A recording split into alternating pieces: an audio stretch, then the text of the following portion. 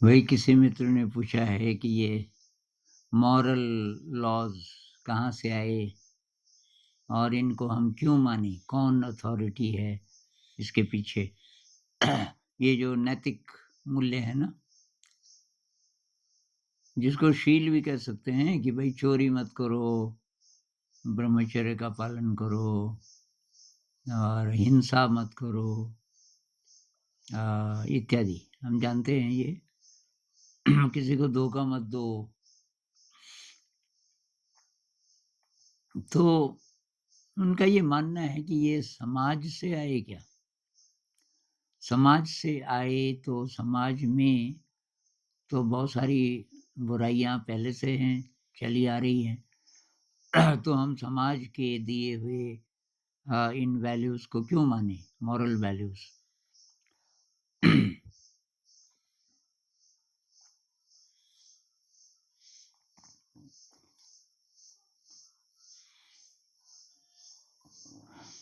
अब जैसे वो है ना 10 कमांडमेंट्स, ये हर ही रिलिजन में ये इस तरीके के कुछ नियम होते हैं कि भई ये भगवान जी ने 10 कमांडमेंट्स में ये कि जो यहूदी लोग हैं, वो जिसको मानते हैं भगवान, भगवान जी ने ये 10 नियम दिए, जिसमें ये सब भी है, चोरी नहीं करना वगैरह, वगैरह। अब ये कहाँ से आए? एक तो सामाजिक व्यवस्था को ठीक-ठाक रखने में शायद इनका योगदान रहा होगा, समाज ठीक से चलेगा। जैसे जिस समाज में चोरी नहीं होती, तो वहाँ ज़्यादा उसकी ज़रूरत नहीं होगी कि भई वो लोग बहुत ज़्यादा परेशान हैं, कोई चोरी ना कर ले, असुरक्षा कम होगी, लोगों का ट्रस्ट बढ़ेगा, कोई किसी को धोखा नहीं देगा, वगैरह। तो जिस समाज में ये जीवन मूल्य होंगे, तो वहाँ वो समाज अच्छा चलेगा। तो एक तो कारण ये हो सकता है। मेरे ख़्याल से अ, कोई और गहरा कारण है इसका। और मैं ये मानता हूँ कि ये आपकी इवोल्यूशन में हेल्पफुल है। भई खुश तो हम सब होना चाहते हैं ना। हम किसी भी थोपे हुए जीवन मूल्य को नहीं मानेंगे। मान लीजिए यहाँ से शुरू करें। हम खुद पता करेंगे, मैं खुद पता करूँगा मेरे लिए क्या ठीक है। मैं नहीं मानूँगा। ये चाहे धर्म से आया, चाहे किसी भगवान ने दिया ये नियम कि भई ये करो, ये ना करो, हम नहीं मानेंगे। समाज ने डिक्टेट किया, हम नहीं मानेंगे। मान लीजिए कि ये मेरा स्टैंड है। अब मैं ये जानना चाहता हूँ कि मेरे जीवन में कोई योगदान है इन वैल्यूज़ का। तो जीवन क्या है? अब जीवन की 2 परिभाषाएँ हैं। सामान्य परिभाषा ये है कि अ, ये मेरे पास खूब पैसा हो और ये तरह-तरह के जो मेरी इच्छाएँ हैं वो पूरी पूरी हों, मैं ऐश-आराम से जी सकूँ, मेरे पास फाइनेंशियल फ्रीडम हो, मैं जहाँ मर्ज़ी जा सकूँ, अच्छे से अच्छे वाहन का उपयोग कर सकूँ, अच्छे से अच्छे होटल में रुक सकूँ, इस सब के लिए पैसा लगता है। अ, तो अगर ये मेरा उद्देश्य है, तब ज़रा मुश्किल हो सकता है, जीवन मूल्यों का अ, पालन करना। अगर मैं ये मान के चलूँ कि भई मैं जीवन मूल्यों को भी मानूँगा, चोरी नहीं करना, धोखा नहीं देना, झूठ नहीं बोलना वग़ैरह, और मुझे सांसारिक सुख भी चाहिए ज़रा ज़्यादा, खूब ऐश-आराम से रहना चाहता हूँ, बहुत ज़्यादा पैसा चाहिए। तो ये थोड़ा मिसमैच हो जाएगा, क्योंकि बहुत बार थोड़ा-सा धोखा दे के, थोड़ा या ज़्यादा झूठ बोल के, शोषण करके, दूसरे को दुखी करके, जो कि एक प्रकार की हिंसा है, ज़्यादा पैसा आ सकता है। और बहुत सारे लोग मेरे ख़्याल से ये पैसा कमाते समय इन जीवन मूल्यों का इतनी बारीकी से ध्यान नहीं रखते। कोई-कोई अच्छे लोग होते होंगे कि जो कोई आदमी बहुत अच्छा बिज़नेसमैन भी है, बहुत पैसा भी कमा रहा है, लेकिन वो जीवन मूल्यों का भी पालन करता है। लेकिन बहुत सारे लोग ऐसे हैं जो कुछ भी कर लेंगे, मतलब थोड़ा-थोड़ा अच्छे इंसान भी हैं, लेकिन थोड़ा बहुत गड़बड़ कर सकते हैं क्योंकि पैसा आ रहा है। तो यहाँ तो फिर जीवन मूल्यों को मान नहीं पाएँगे और कुछ सार्थकता लगेगी भी नहीं। बाहर के दुनिया के हिसाब से, बाहर के सिस्टम्स के हिसाब से मैं चलने लगूँ, तो कदम-कदम पे ऐसा लगेगा कि ये जो जीवन मूल्य है, ये तो कोई तो मान नहीं रहा। आप जिस ऑफ़िस में आप हैं, वहाँ करप्शन है। आप ऐसे विभाग में हैं जो बना ही इसीलिए है कि करप्शन ना हो, पर वहाँ भी करप्शन है। अब क्या करें? तो तब क्या सार्थकता है? तो बहुत सारे लोग मेरे ख़्याल से ये दुनिया की हालत देख कर के और दुनिया में चलते हुए जगह-जगह ठोकरें खा-खा के इस नतीजे पे पहुँच जाते हैं कि ये सब बेकार है। ये मॉरलिटी ये सब बेकार है, जो गड़बड़ कर रहे हैं वो तो पैसा कमा रहे हैं बहुत ज़्यादा, ऐश कर रहे हैं और हम इन जीवन मूल्यों के चक्कर में गरीब ही रह गए। ये भी एक बहुत लोगों की सोच है कि जो ईमानदार हैं, किसी ने कमेंट भी किया था परसों कि जो ईमानदार हैं वो तो भूखे मर रहे हैं और जो बेईमान हैं, उनके पास बहुत ज़्यादा पैसा बढ़ता जा रहा है। तो सवाल पैदा होता है कि तब जीवन मूल्यों को क्यों मानें? तो भई मेरे ख़्याल से अगर मेरी मंज़िल इंसान वाली है, अगर मैं कैटरपिलर से बटरफ्लाई बनना चाहता हूँ, अगर मैं इवॉल्व होना चाहता हूँ, जितना अभी तक हूँ, मैं इससे बेहतर प्राणी बनना चाहता हूँ, इसी एक जन्म में इंसान कहाँ से कहाँ पहुँच सकता है, इवोल्यूशन अंदर के क्योंकि असली जो बात है ना, असली जो चीज़ है, जो हम तलाश कर रहे हैं, वो हमें इस अंदर के ही रास्ते से मिलेगा। भई बाहर आप जो भी करो, काहे के लिए कर रहे हो?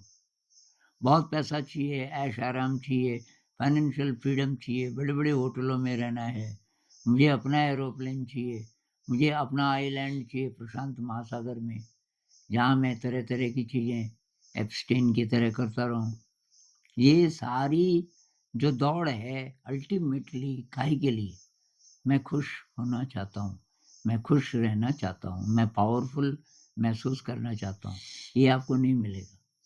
बार-बार की दौड़ से कितना दौड़ लो, कितना पैसा जमा कर लो, प्लेज़र मिलेगा, पैसे आएँगे, बड़े-बड़े होटलों में रह लोगे, आप टापू भी खरीद लोगे, उसमें वो सब आप गड़बड़ नहीं भी करो, आप अच्छे ढंग से भी रह सकते हो, ऊपर-ऊपर से जो अच्छा लगे, लेकिन आपको अंदर वो वाला सुख नहीं मिलेगा, वो वाली फीलिंग नहीं मिलेगी, जो अंदर की यात्रा से मिलती है। और अंदर की यात्रा में वही ये साधन-सूधन फालतू इनको तो छोड़ना पड़ता है, क्योंकि ये तो लेज़ी बना देते हैं और आपको दिग्भ्रमित कर देते हैं, आपकी जो असली दिशा है, उसमें गड़बड़ कर देते हैं। इसीलिए तो सिम्प्लिसिटी ना सिम्प्लिसिटी बहुत ज़रूरी है। सिम्प्लिसिटी किस लिए? क्योंकि वो हेल्प करती है अंदर की यात्रा में, तो सबसे पहले तो अंदर की यात्रा होनी पड़ेगी। वो कब होगी? जब पहले आप कन्विंस्ड हो जाओगे यार कोई है सचमुच अंदर की यात्रा।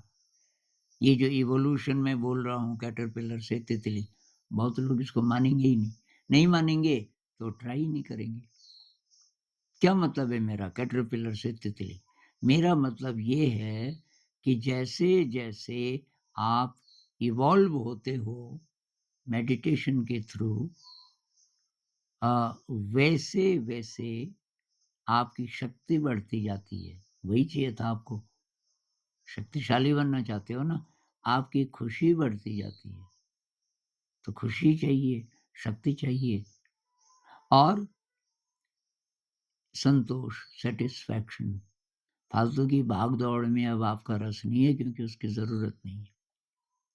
और अगर इस रास्ते पर आप चल पड़े, ध्यान के रास्ते पर चल पड़े, तब नैतिक मूल्य बहुत महत्वपूर्ण हो जाते हैं। ध्यान में हम बोलते हैं कि मैं मन को एकाग्र करना चाहता हूँ या चुप करना चाहता हूँ।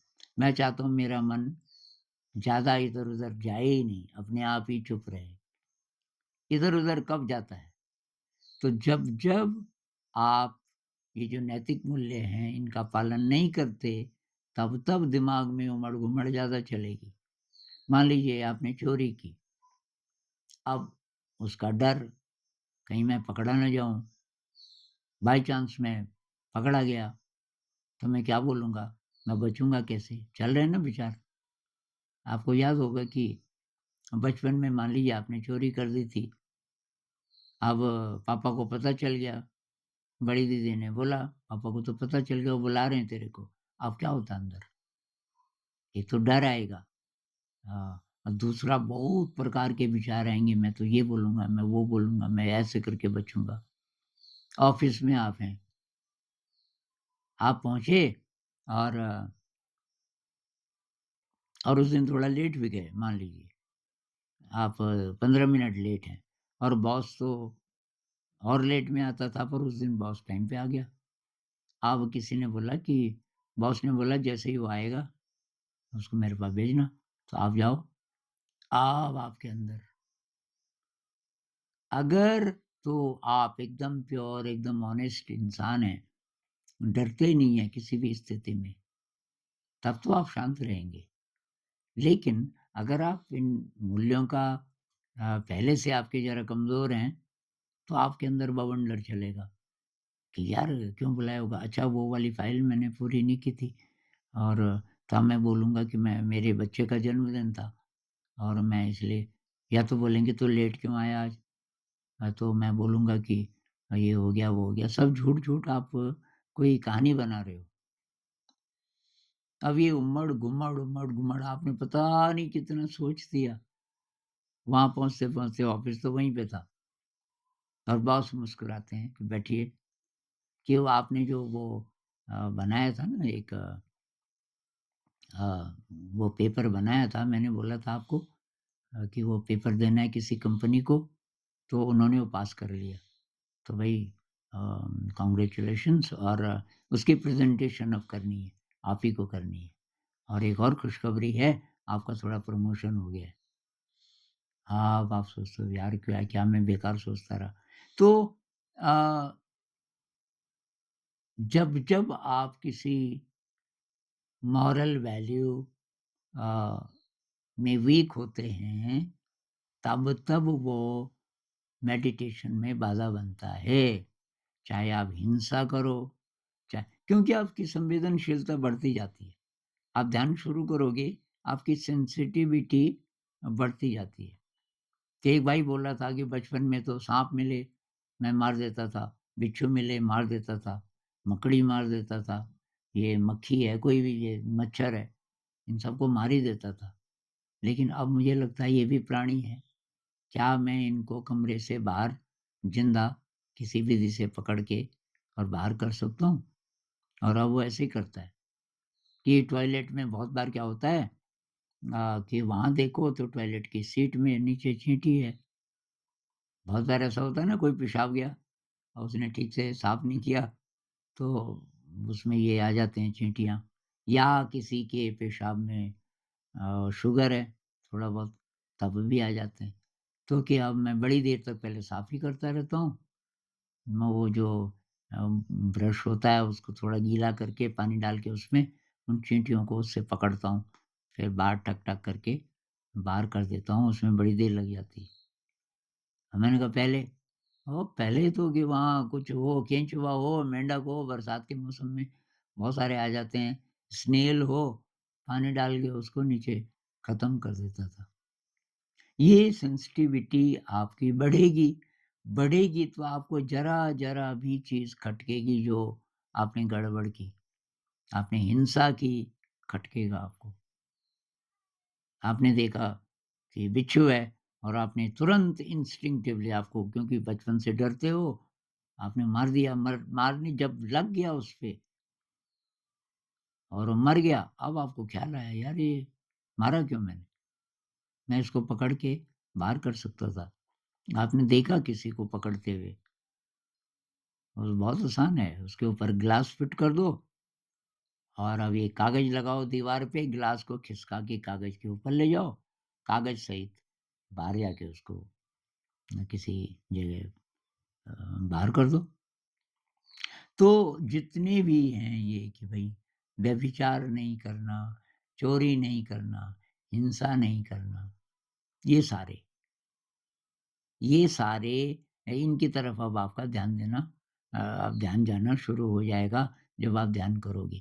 धीरे, धीरे, धीरे, धीरे जब आप ध्यान में क बहुत गहरे हो जाओगे और किसी और को सिखाओगे, तब आप भी बोलोगे भई शील का पालन करना, शील यही है मॉरल वैल्यूज़ क्योंकि इससे हेल्प मिलती है मेडिटेशन में। मेडिटेशन क्यों ज़रूरी है? क्योंकि भई इसी से हम इवॉल्व होंगे। अब इवोल्यूशन की मैं दूसरी परिभाषा बताता हूँ, क्योंकि ये तो पुरानी भाषा हो गई ना, अभी तक जो मैंने बोला। कैटरपिलर से तितली अब ठीक है बात तो समझ आ रही है लेकिन साइंटिफिकली क्या बोलेंगे हम? साइंटिफिकली मेडिटेशन आपके ब्रेन को रीवायर करता है। इसलिए मेडिटेशन बहुत ज़्यादा इम्पोर्टेंट है। 1 घंटे में इतना चेंज हो सकता है आपका ब्रेन, इतना व्यवस्थित हो सकता है, जितना पूरे लाइफ़ टाइम में नहीं होता किसी और का। 60 साल के बाहरी जीवन के जितने भी एक्सपीरियंसेस हैं, सब जितना हर एक्सपीरियंस से ब्रेन पे असर पड़ता है, अच्छा या बुरा। न्यूरॉन्स के नए नेटवर्क्स बनते हैं, या तो पैथोलॉजिकल मतलब खराब वाले या तो अच्छे। 60 साल के जितने नॉर्मल अनुभव होते हैं आम आदमी के, वो सब एक तरफ और 1 घंटे का गहरा ध्यान एक तरफ। तो ध्यान से आप बेहतर इंसान बनते जाते हैं। ह्यूमन से सुपर ह्यूमन। बाहर से तो वैसे ही रहेंगे, कुछ पता नहीं चलेगा और हो सकता है आपको खुद भी पता ना चले। अच्छा लगेगा, अच्छा एहसास होगा, शक्तिशाली महसूस करोगे खुश महसूस करोगे पर आपको खुद भी शायद पता ना चले कि मैं कहाँ से कहाँ पहुँच गया। कभी-कभी परीक्षा की घड़ियाँ आती हैं जब पता चलता है कि मेरे अंदर कोई एक्स्ट्रा शक्ति है। तो भई यहाँ मॉरल वैल्यूज़ की ज़रूरत है बहुत ज़्यादा और वो थोपनी नहीं पड़ती।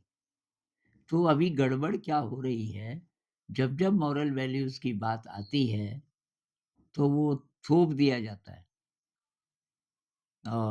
जैसे ना कि अब हमारे मान लीजिए कि आपने कोई उपनिषद में पढ़ा कि सत्यम वद, धर्मम चर, स्वाध्यायन्मा प्रमद। अब सत्य बोलो, भाई क्यों बोलो? वो समझाया रहता है उसमें पर जो टीचर आपको पढ़ा रहे हैं, हो सकता है कि वो इसका भाई क्यों सत्य बोलो? क्योंकि झूठ बोलोगे तो तब बहुत विचार आएँगे मन में, उस झूठ से रिलेटेड। क्योंकि कहीं भी उस तरीके की बात चले तो आपको शक होता है मेरा झूठ कहीं पता तो नहीं चल गया इनको। और तब उसको ढकने के लिए हम वही बात चोरी में है, उसको ढकने के लिए हम बहुत सोचते हैं। जितना सोचेंगे उतना ब्रेन गड़बड़ होता जाएगा। मतलब ब्रेन में डिसऑर्डर बढ़ेगा, अव्यवस्था बढ़ेगी। जब-जब आप मॉरल वैल्यूज़ को नहीं मानते। अब कोई इंसान है एकदम ही डल हो गया, जैसे कोई क्रिमिनल है जिसका पेशा ही चोरी है मान लीजिए, वो इतने ज़्यादा डल हो गए कि वो ह्यूमन से थोड़ा नीचे चले गए, सब ह्यूमन हो गए। तो उनको अब ज़्यादा ये चीज़ें खटकती नहीं है। हिंसा, इतना कोई हिंसा करता है कि अब वो हिंसा नहीं बोलता उसको, क्योंकि उसका पेशा हो गया मान लीजिए। तो उसको अब बहुत मेहनत करनी पड़ेगी। अगर वो किसी तरीके से इस रास्ते पर आ गया, किसी तरीके से उसको ये मैसेज मिल गया मतलब अंदर से समझ आ गया कि भई मेडिटेशन अंतिम अंतिम रास्ता है और उसमें तब एक बहुत बड़ा प्रोसेस होगा शुद्धिकरण का, प्यूरिफिकेशन का। तो मेरे ख्याल से मुख्य बात समझ आ गई होगी। मॉरल वैल्यूज़ चाहे कहीं से भी आई हों, किसी राजा ने बनाई हों, कहते हैं कि रोम के राजा ने ये बाइबल लिखवाई।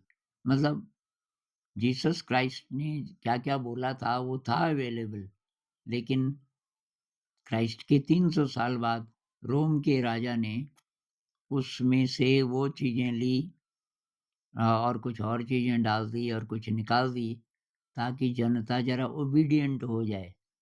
किसी का ये भी मकसद हो सकता है। किसी रिलिजन का भी ये मकसद हो सकता है कि भई वो रिलिजन को यूज़ करने लगें एक अपनी कम्युनिटी को बाँध के रखने में और वहाँ तब मॉरल वैल्यूज़ कि भाई ये भगवान जी का आदेश है, मानना ही पड़ेगा। अब लोग डरे हुए रहते हैं। बोलते हैं ना गॉड फियरिंग। अब गॉड चाहे असली हो या नकली हो, लेकिन उसका डर भर गया अंदर तो डर से इवोल्यूशन नहीं होगा इंसान का।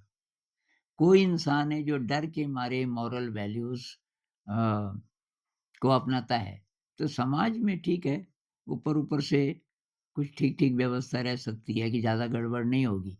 लेकिन लोग वैसे के वैसे रहेंगे, इवॉल्व नहीं होंगे, कैटरपिलर ही रहेंगे।